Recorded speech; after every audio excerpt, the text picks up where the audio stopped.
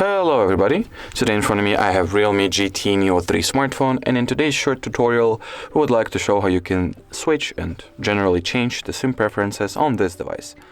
So you want to open up the general settings, next go to the mobile network category, and in here you have the preference for calling, so either first SIM card, second SIM card, or always ask. Let's say I'll go with the first, the green one. And as far as it goes for the internet, you can only choose between like two options, two values, so SIM1 or SIM2, and in here I'll set the SIM2 as my internet preferences. Alrighty, so that was it for this video. Thank you so much for watching, and bye bye.